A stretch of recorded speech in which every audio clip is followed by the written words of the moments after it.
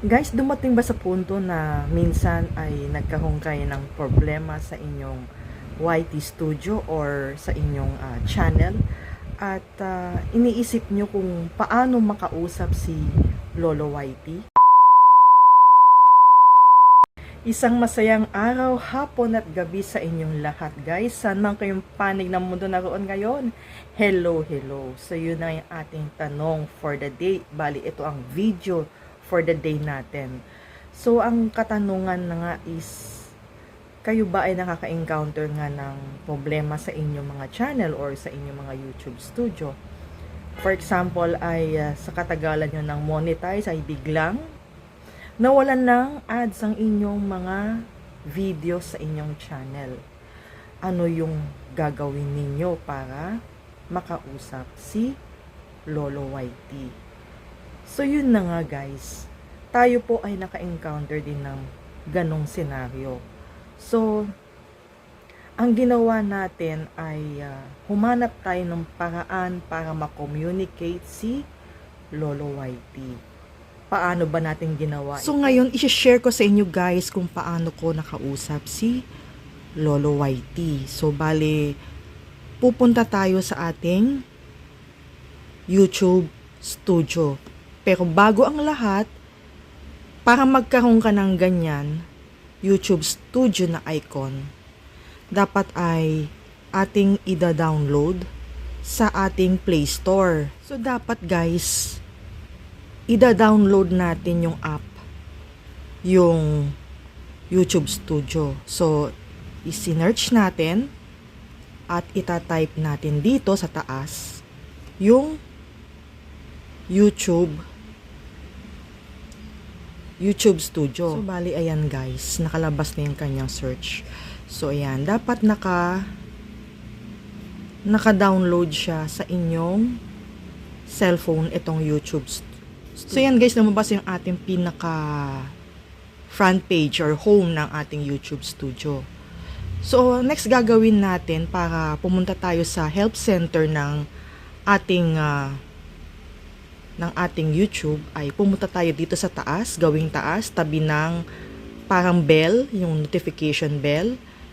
Parang ayan yung mga kung saan lumalabas yung mga notification gaya ng if ever may mag-comment sa inyong channel, yan. Magre-red yan. So, tabi nun, ito. Press natin yan. Nakita natin yung lumbas itong settings, send feedback. So, yan. So, nagpunta tayo sa help center. Press natin yung help center at lumabas itong mga suggestions na kapag ikaw ay may mga problema, so ayan yan. So mamimili ka kung ano yung gusto mong na akala mo yung problema mo, saya mamimili ka. So pwede rin tayong kumausap ng taga call center ng YouTube. So ito yon. Ipe-press mo lang sa ganyan. Kailangan yung inyong link ay nakakopy na siya kasi hinihingi kadalasan ng agent yung inyong link. So, ayan, press mo lang yan. At, ayan, sasabihin mo kung ano yung naging concern mo o magiging concern mo sa inyong channel, kung ano yung problem na encounter mo, sa lagay mo dyan. Tapos ito, ayan, pagkatapos mong gawin yan, pwede mo siyang i-next. So, meron din siyang contact options. So, ayan. So, pwede mo siyang i-next. Pagka next mo, doon na magi-start yung inyong conversation ng agent ni Lolo YT. So, ayan guys, makikita nyo kanina na hindi ko ma-next yung button kanina. Yung dun sa may kung ano yung concern. Kasi, kailangan magta-type ka dun sa pinaka-box yung inyong concern para ma-next mo yon. So, nung ni-next ko, ito yung mga naging conversation namin ng agent. Actually, by the way guys, makakausap nyo ang agent ni Lolo YT by means of chat. So bali, ito yung sample ng chat namin ng agent.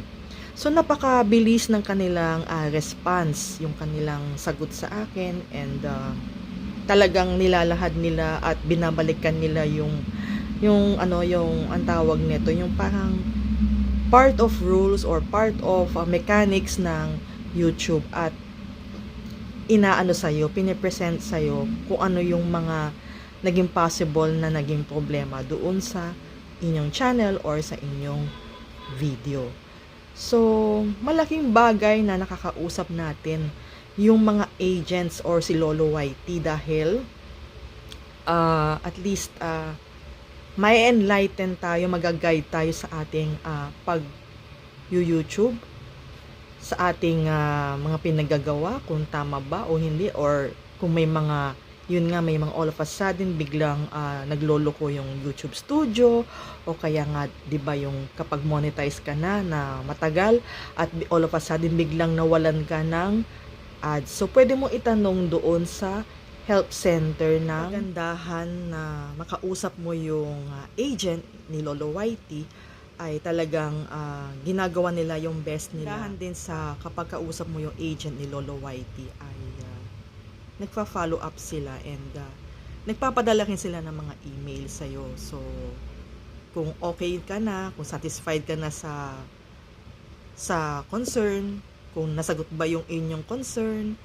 So, yun yung kagandahan sa agent ni Lolo YT. Kaya, parati ko siyang ginagamit kapag may mga katanungan tayo. So, nakailang beses na tayong pumunta sa health center ni Lolo YT. Siguro mga nakatatlong beses na ako.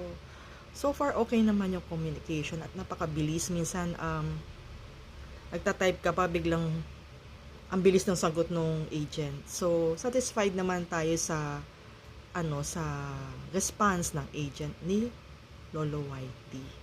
So, yan ang aking vlog for the day. Shinare ko lang sa inyo kung paano makausap si Lolo YT o kaya yung mga agents niya kapag ikaw ay may concern sa inyong YouTube Studio or sa inyong mga video sa inyong chat. Salamat sa inyo. Walang humpay na pasasalamat. Maraming salamat. Always stay safe and God bless. Hanggang sa muli natin pagkikita. Kita-kits tayo. Bye-bye.